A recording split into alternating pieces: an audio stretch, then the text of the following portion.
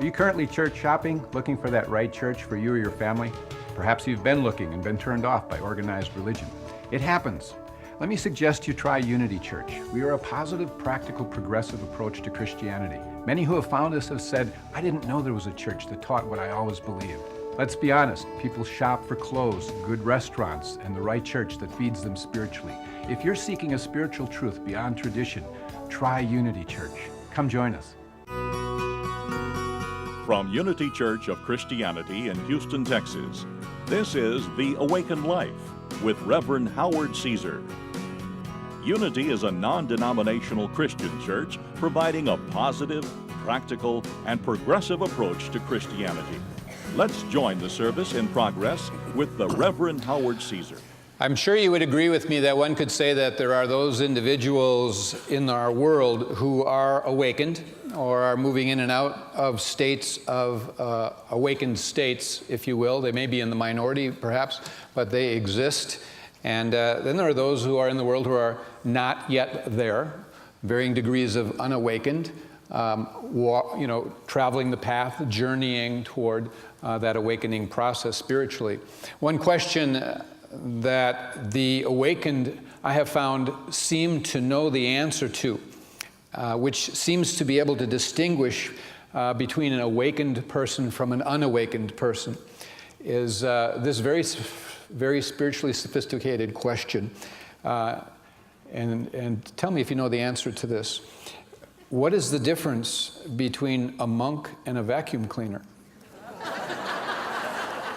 Well, the answer, the awakened know, is that the answer is the monk has no attachments.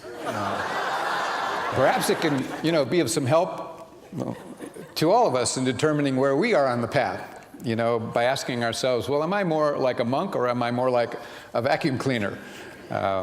It's interesting, in some of the Eastern spiritual teachings, of course, most of you are familiar that Hinduism and Buddhism and some of the others place an emphasis on the idea that much of the suffering that we experience in life is due to our attachments, that many of us at least start out and are being healed of being in the vacuum cleaner consciousness, if you will. In fact, there are several kinds of attachments that we all can be guilty of in our humanness. Certainly there are attachments to the outer, outer things in relation to what we want, what we cling to, what we identify with that is external to us, how we want our lives to look. And many of us resist change in various form relative to the external, and we want to stay with what is familiar. But in addition to our attachment to physical things and wanting to keep things the same externally in many ways, we also can be attached to things that are of the nature of consciousness. Things like limiting perceptions. Limiting perceptions having to do with elements of life, limiting perceptions about ourselves, various things. We can be attached to emotional responses to various stimuli in our life. We may fall into conditioned patterns and be kind of asleep in our attachment to showing up in a particular way to the same stimuli that happens in our life or our world. We can be attached to a reactionary kind of response to various things. We can always get angry at the same things. We can easily get stressed or become fearful about the similar things, or we can be resentful or jealous and have a jealous streak that runs through us, or all kinds of things that we may be attached to emotionally even, and mental streams, as well as things physically. Jesus, as you know, was a tremendous teacher of spiritual truth, and one of the things that he always made important through all his teachings really was the importance of one's inner life balancing with one's outer life. That yes, we are living in a three-dimensional world, and while you're living in that three-dimensional world and its pull upon you for all of its attachments, it's very, very important that you have an inner world. And even your inner world attachments need to be dealt with and healed. And a lot of his teachings were along those lines. In and among many of the things that he taught and shared was a statement where, on the Sermon on the Mount, where he said, "Agree with thine adversary quickly, Agree with thine adversary quickly. What did he mean by that? Well, interestingly enough, the adversary actually is a word that is in reference to your foes, to your opposition, to your opponents, that which seems to oppose you in life, oppose your happiness, oppose what you want, when you want it, how you want it. Those things that appear up that kind of push your buttons may irk you, irritate you, whatever. And so those can be your adversaries, and you can think of other adversaries perhaps that I'm not necessarily articulating. But a few verses prior to his saying that, a few verses prior to him saying, agree with thine adversary quickly, is where he's talking about anger. And actually he makes a distinction. One of the old commandment is, thou shalt not kill. But I'm going to tell you, there's another dimension. You need to handle your angers, okay, if you're going to be on the path. And so he talks about that.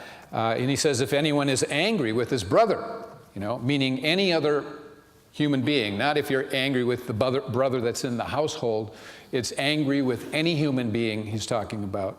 And he's basically saying it is very, very important that you address that and that you reconcile with the person and that you bring it to resolution.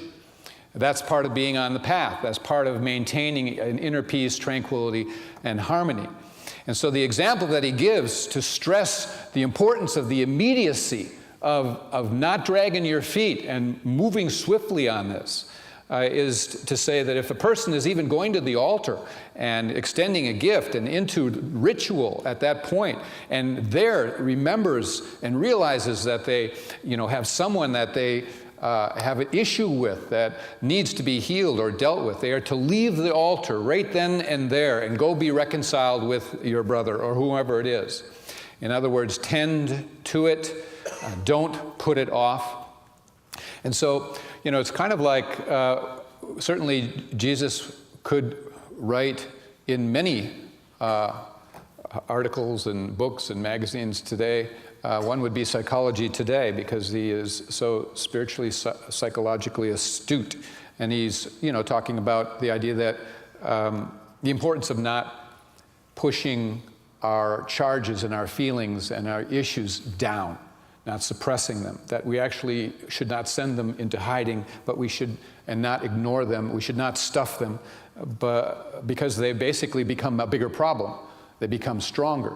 And part of the healing of the planet is the healing of you. Part of the healing of the planet is you taking responsibility for whatever it is that is being felt in you. And the more that you can understand the triggers and disconnect from them, so that once what really sent you off, no longer when it happens as a stimulus in your life, it no longer sends you off because you have a new understanding about that and what you believed about yourself or about life when this or that happened. You have a positioning now. There's a shift in consciousness that's taken place. And so his add-on, after talking about anger and the importance of it and leaving the altar, his add-on was basically agree with thine adversary quickly. And so it doesn't mean that you always have to agree with what another person says or does, but it means that you are to agree to notice quickly the feelings that are passing through you that are far removed from peace, harmony, love, acceptance, kindness, patience. Those are out the window, and there's other stuff happening. And to note what that is quickly, whether you're upset or angry or fearful or whatever, when something in life opposes you, whether it is a person or a situation or an organization or the government or whatever that can irritate you. And you can just keep talking and having conversations with others or in your mind over and over and keep getting upset about something. That's not healing the planet. There's a balance that is very, very important relative to what is taking place out there, perhaps having a stand and having a view and maybe having opinions, but also balancing that with your internal life in terms of amount and things there. So notice quickly those feelings that are coming up. And to agree with them quickly means, to own them quickly. To agree with them is to, okay, I'm not going to project them out. I'm not going to go into the blame game. I'm not going to project it onto whoever's nearest to me as to why I'm feeling what I'm feeling. I'm going to really own them so that I can be healed of them. And that's an agreement. That's an agreement. Oh yeah, these are mine. These are mine, and the only one that can do anything about it is me. And so once a person owns them and accepts them as theirs, then they can finally begin to do something about it that can actually change their life and transform how they show up and restore a sense of inner peace and a sense of lovingness and forgiveness. Balance is a very, very important aspect of our spiritual life. And the spiritual walk, it's an important quality. And life is about learning to balance the outer life with the inner, as we said. In the outer life, we're basically pulled into a lot of doingness, okay? That's the outer life. The inner life is where we're really called to be living from beingness. The difference between doing and beingness, being connected to your source, being connected to wisdom, being connected to love, unconditional love, being connected to the truth, your source of all of that. So it's very easy to get out of balance, to get lost in the demands of doing at the expense of being. It's something that is very easy for us as we walk the path of life itself. And so when we are doing, have you ever noticed that it seems like really all doing, usually much of it or most of it has to do with being in our heads. We're thinking how to do, when to do, where to do, all there is to do, and we get stressed and we get sideways. We can, which causes us to be more irritable or potentially reactive. And when we are in being, or being one with the source, we're really more inclined to be in our hearts, and we're softer, we're gentler, we're more flexible, we're more pliable, we're more understanding, we're more patient, all of those things, and less likely to go into, attack mode out of anger. And so this also means, too, the idea of balance. Balance, it means, in terms of your inner work, it's balancing what you know in your head with what you want to have as a beingness, as an experience of what you know. So you may know the spiritual practices, you may know these various things, you may hear about love, joy, and peace, but you have to balance what you know with your being, bringing into actually being that, experiencing that, being an expression of that vibration of what God is. And so that requires usually, a person to spend time in the quiet, in the silence, time in meditation and reflection, getting to know more about yourself, understand yourself, own more, and then also you're getting to know God. The more you know yourself, the more you know God. The more you know God, the more you're going to know yourself. That's why they said, know thyself. Okay? Because at the root, beyond it all, you will find something in you that is so sacred and so pure and so holy. That's who you really are. It's just all been covered over. And that's why they say it's so important to get to know you in the process of your walk. And so we have to slow the mind down, and we have to, that part that is most about doing and can get us out of balance, we have to shift it away from so much of the busyness and back into an awareness of the presence and quieting the ego mind and experiencing once again a sense of love and peace. If we are consciously connected to the source of peace and love from within, then some of that connectedness to that source is going to spill over and flow into whatever it is we're doing. And so what we're doing has a different energy, because we have spent the time and made it important to be a balanced being in our beingness. You understand? And so when people say, I was lost, but now I'm found, forgive me, what that means for me really is I was lost, meaning I was out of balance, okay? I was lost in my head. I was lost in doing. I was lost in busyness. But now I'm found. And that means I have returned to the present moment now, which is the only place that I or anyone could ever find God, is returning back to the moment. Not living in the future, not worried about the past, but getting back into the moment and taking those sacred times to return to one's heart. It's being present in the now that you find the presence of the divine. And so when we come back to being in the present, with the presence, it helps us to move into what we would call acceptance. We become more accepting of what is. We understand that there are imperfections in the world, there are imperfections in people and all of that, and that, it doesn't mean that, of course, that problems go away and challenges. If you're going to live in the world, there's going to be tribulation going on inside of people and in the world itself, and you're going to have to know that. But we won't paint the person or the situation or the circumstance necessarily as our foe anymore. We won't see it as something that opposes us or has the power to take away our happiness or who we are. We'll see it as a learning opportunity to be balanced and to be balanced in living in this world, and thereby making a contribution through the healings that are taking place in us, whereby we get to a healthy kind of acceptance of the people around us and the world around us. And it doesn't mean that in accepting it, we have given up on it improving or transforming. But you have to start with accepting what is, and at that moment, you can begin to make things new and better. But if you're fighting what is, you never get to making something better. You're fighting what is, and all your energy is there. So it's the acceptance that says, the world is going to have those people and situations push my buttons and bring up my stuff. And so I'm not going to go out of balance in that I'm not attached to having to have everything and everyone be the way I want them to be, when I want them to be. You get what I'm saying? And sometimes we slip into that. We want this person to be this way. We want that person to be that way. We want this in our life to be this way and that. Why isn't it? And we're attached. We're attached to having it our way. And so there's a certain element of a balance that needs to be more in acceptance of what is, and then going from there, And so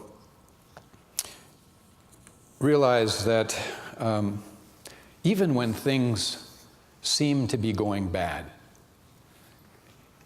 it may have a gift in it. And I know we've heard that before. We are always being steered forward by the universe, okay? And even when things look like they're heading south, we really still may be heading north. And we don't know until we've gone through the experience and we're looking back. Even though it was painful and difficult, we look back and see the value gained. We see how it stretched us, how we found dimensions of ourselves that we would never have found otherwise if we hadn't gone through this difficult time. And so all that we are being asked to do basically in this path of growth is to be sensitive to a higher power, a divine intelligence that is helping to hold our hand, give us opportunities to learn and grow, to follow that guidance that comes up, to look and listen. There's a deep listening, and you will find that there is help even in unlikely places and in unlikely dimensions of our life. Even if some ass starts talking to you. Even if some ass starts talking to you. Now, I know that sounds irreverent, but actually I'm drawing from a story in the book of Numbers in the Old Testament. You can look it up in chapter 22.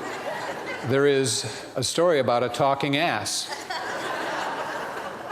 And it really fits some of what we're talking about here today. I'm not being irreverent.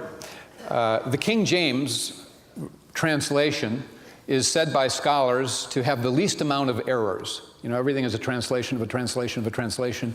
And so scholars have said that the King James version has the least errors or mistranslations. So I'm going to, and it uses the word ass as opposed to donkey. We all know it's a donkey, okay? But we'll see as we go along how much I say ass and how much I say donkey. Anyway, we are talking about a donkey here.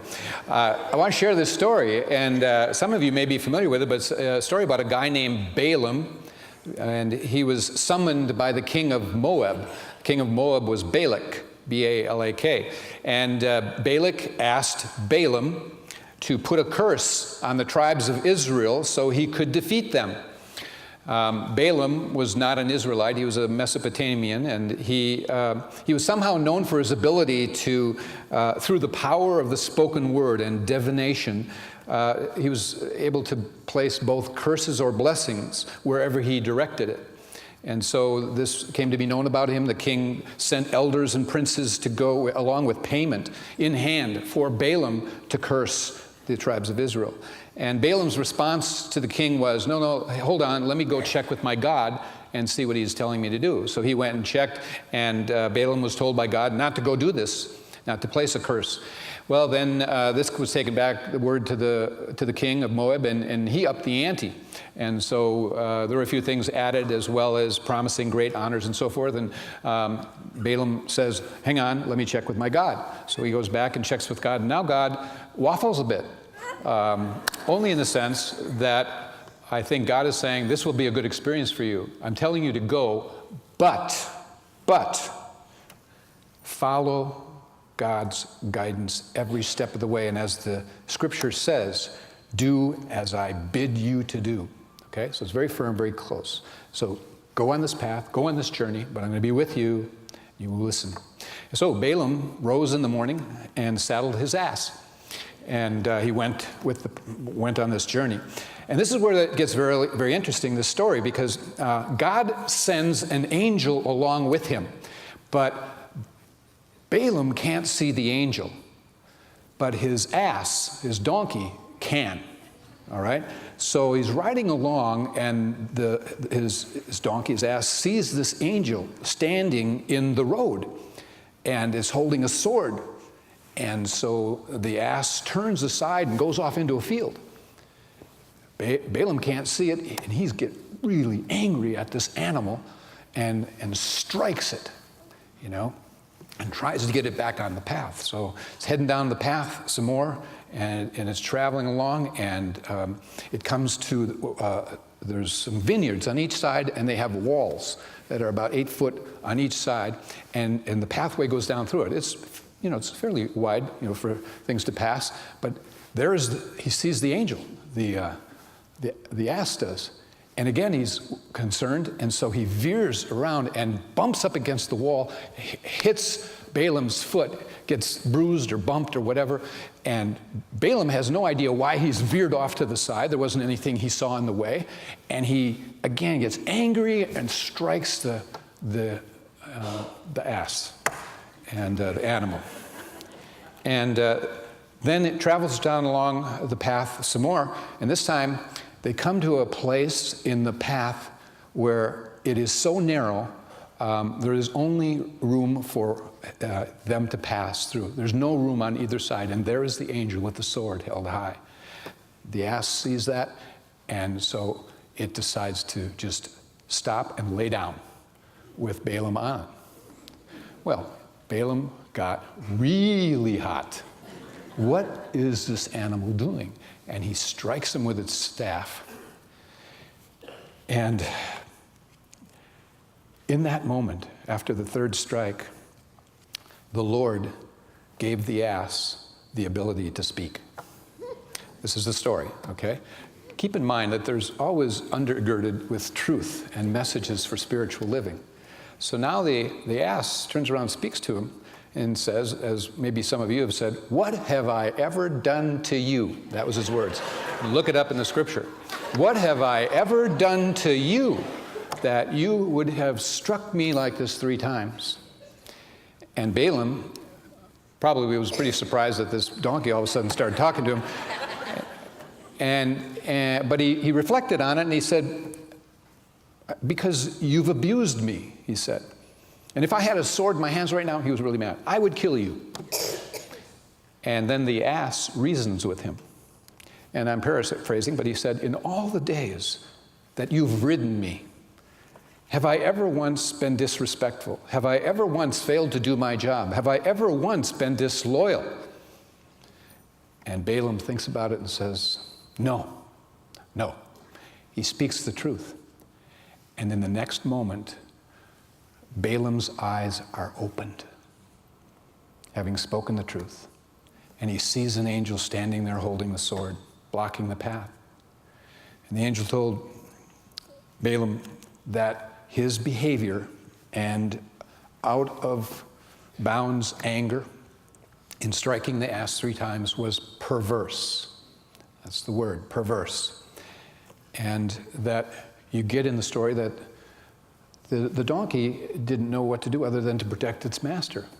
Balaam couldn't see it. And so the angel then repeats to Balaam to go forward on the path, but to follow every bit of God's guidance. So the story begs the question, who was really the ass in the story? It was Balaam that was making an ass of himself.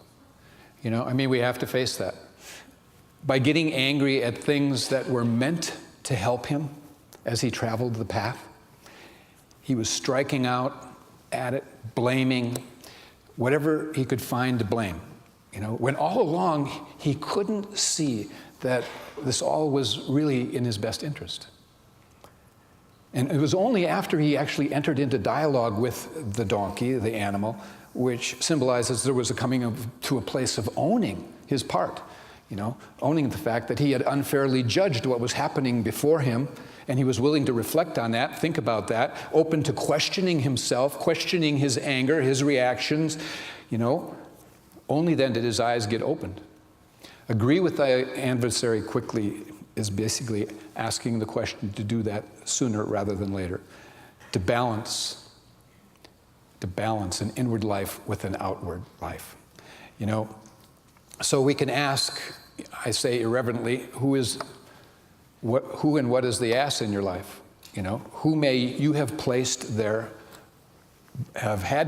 by an angel to help you evolve beyond certain things in you, perhaps, ego-driven ways, whatever, and giving you the opportunity to listen to the voice of Spirit in a new way, at a deeper level, to be led a higher way.